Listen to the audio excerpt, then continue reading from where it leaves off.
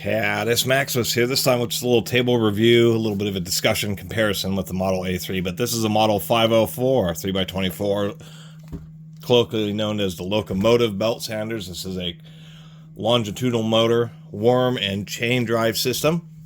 Oil bath in the worm gear set, but it is just greased in the chain drive. It's actually a twin chain, I'll show that. And getting started off, these are known as the heavy-duty industrial belt sanders. This is made in Jackson, Tennessee. It's the Model 504. It's what replaced... Ouch. These are heavy. The A3 Takeabout. And the big difference between these two is this was a 9-amp motor.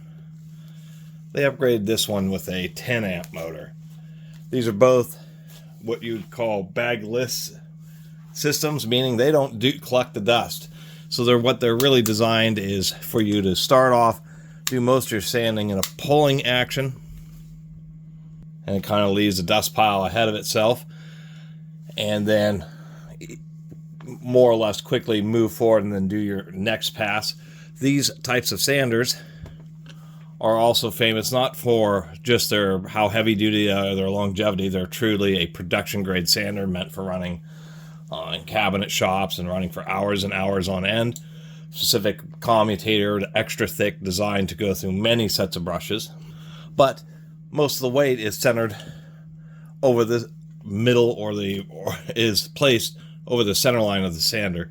Because of the belt tracking system and the chain, there is still a little bit of extra weight on the left hand side than there is on the right, but it is still very good. And so not only is it it's heavy duty build quality, the physical weight of it is all that you need for sanding on a 3x24. So it's really just get it going, lock it on, and then just use the handles to guide it and just make sure that the pressure's staying centered, which is much easier to do. And the fact that you can sand large surfaces. Surprisingly enough, the actual value, particularly of the ones that do not have a dust collection system, it was always surprising that Porter Cable, there's always tons of comments on why, because when they were making these, even way back with the A2 and A3 Takeabouts, they had ones that did have separate dust collection systems. But I guess these were designed for certain high cross-flow shop environments where you just had enough air going by you where you didn't really have to worry about it. Although there are some criticisms because of the way you have to kind of run these in a pulling motion, because what it's doing is it's building up a bunch of sawdust, kind of gets caught up, either pushes some of the pile behind the sander and some of it gets left in the front. And so if you try to go sanding more in a forward direction, then what ends up happening is you end up running over its own pile of sawdust. So definitely made as a pulling operation. We can tell by the plate here, tiny little... Oh no, it is 9 amps. I'm sorry, I thought they did upgrade it to 10 amps. Nope, still just a 9 amp motor. I just couldn't see until I got the zoom. I thought it said 10. Appears to be, what, 1,500 feet per minute? Not a lot else to say besides these things. Since they have oil and since they're used for long periods of time, you have to check the oil often. That's one thing they did change. Is it used to just be an aluminum cap here in the back. I mean, both these sanders have I think a lot of the parts are actually interchangeable between both of them, but they do have a separate cap here. You run it for a couple minutes until it gets warmed and let it sit for just a few seconds, and then you fill it until it runs out of the bottom of this drain hole, or I should say you add oil through here until it runs out of the bottom of this drain hole. Since it has to be sitting flat like this, they added a separate drain because it would be really difficult to try to fill through this hole and then pull out the fill tube and see if you got enough into it, rather than just putting some right back here until it starts to run out. Need to check the oil often. That's the problem with the worm gears, is they'll last essentially forever with proper lubrication, as long as you keep the oil level up. They do weep because some of the oil does weep past the seals, but if you let it run low, those worm gears can really grind themselves to pieces. You have to use you can, I think, get a normal Allen wrench in here, but you have to pull the trigger back. It's kind of You know, the way they have this fill, I think they should have put it up higher too, or on the side. The ones that have the dust collection system, which is a different back half here, do have the fill and the drain both on the side. I just don't know. I think on these, they did it this way because this cap not only is an oil fill, it facilitates actually removing the little nut that holds the little worm gear on. These do sound beautiful. I'll do another kind of demonstration. The only issue with this one, a little crack there, but I can't complain. This was 30 bucks at an estate sale. I've been to a lot of estate sales. There's some things picking up in the area, in my area. At least there's been Elks Lodge sales and, you know, YMCA's mega sales, and starting to pull out of winter. People are starting to come out of their cocoons. And surprisingly enough, it was an estate sale, and actually whoever it was had a pretty decent little shop set up. A lot of cheap tools, a lot of Harbor Freight tools, and then of course, just sitting there, you recognize these. Now, Porter Cable's not the only company. Skill and a lot of other companies took their stabs at unseating Porter Cable when it came to these Super Duty belt sanders, but none of them can maintain enough sales to keep them going, so it's pretty much left the market to these guys. But they are beautiful, super long lasting belt sanders.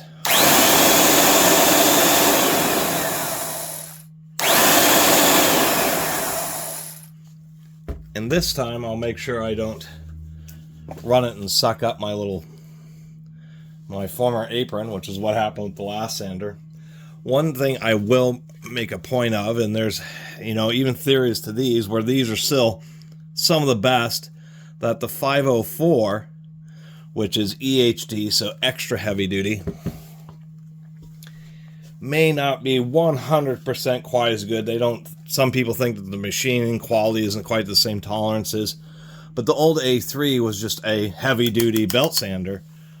And in the new generation, after the buyout, after they moved from Syracuse, New York to Jackson, Tennessee, that somehow the sander became an extra heavy duty.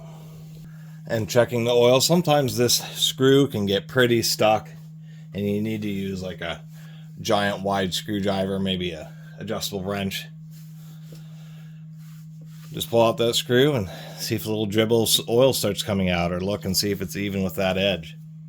Other than that, when people wonder, use skill saw. It's like a 200 skill saw lube. It's like a 200 weight, extra thick oil. The closest thing I've seen besides this is things like diesel engine stop smoke, like Power Punch. Other aspects of these is the way, just the way the molding works and the machining that they have to do inside. They happen to have this front cutout, but it doubles as just, and this screw here is literally like the same screw you'd use in an outlet cover plate, so it's pretty easy. Can't really see in there, can you?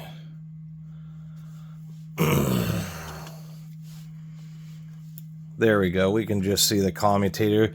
This one was, I don't know if they blew the tools out at the estate sale, or if this was just taken care of, but this sander's definitely been blown out. Kind of hard to tell, but maybe if I don't know if I can do that, if you can see that, but you can feel just a bit of a shelf. So this sander's actually done some work. It's easily done, 100 hours of work, I would say. Easily. There's actually a fair amount of wear. I checked the brushes, and it's about equivalent to what? Half a set of brushes. So this sander still has tons of life left in it. But it is deceptive, and that can happen with belt sanders, is that this thing's great, but it's definitely not like a sander that was used for 5 hours and then put away or something like that. Somebody bought this and knew what they were getting into. When these things were new, they were still, I know Porter Cable still sells these things, but I know they're in like the $400 range back in the 2000s. When you get these, it is a good idea to give the chain a grease, since the chain actually is not part of the oil bath. That's a common misconception on these. And we'll take a look at that right here. I can see well, I can see some shinier screws and some duller screws, so it's pretty obvious, since these screws have been removed and a little bit butchered, and that they're not all the same, is that somebody's already been in here. So whoever did own this did maintain it, so it makes me feel that it wasn't the estate sale, it was whoever previously owned it. And so there is, well, I dropped that. Didn't use very good grease. Let's get a bit more zoom in there. But this is the infamous chain drive. Obviously, there is no oil in there. This was one of the other big criticisms to the 504, and it's probably the biggest difference, and I don't think I showed that on the A23, but on the A3. The A3 has a twin row chain system, where this is a single row chain.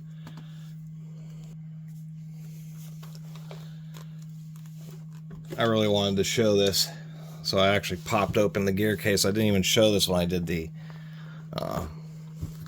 A3 video, but we can see here, this looks like two separate chains, but it's a double row chain. There's only one plate in the middle, so there's a plate on the outside, plate in the middle, and a plate on the other side, but it is a twin row chain. And from what I've read, not a lot of people have done this, but you can just find the sprockets. The chain size is going to be the same, but you can find the A3 sprockets that you can just swap out the ones on the 504 to upgrade it from a single row chain. And of course they did that because they just discovered that, quite frankly, the double row chain was just totally overkill in the belt sander. The chains just last a really, really long time. They're much better than using a belt. One thing of note on these sanders is this, kind of hard, but they both have like this spring piece of metal, and what can happen is if you really torque on the drive wheel when you're installing the belt, what ends up happening is you start yanking the chain, so this chain straightens out, and it really pushes this finger pretty far. And I've heard that in production environments where they change belts a lot, that this thing has gotten fatigued and snapped off. And the theory is because it happens during belt changes where this gets torqued a whole bunch.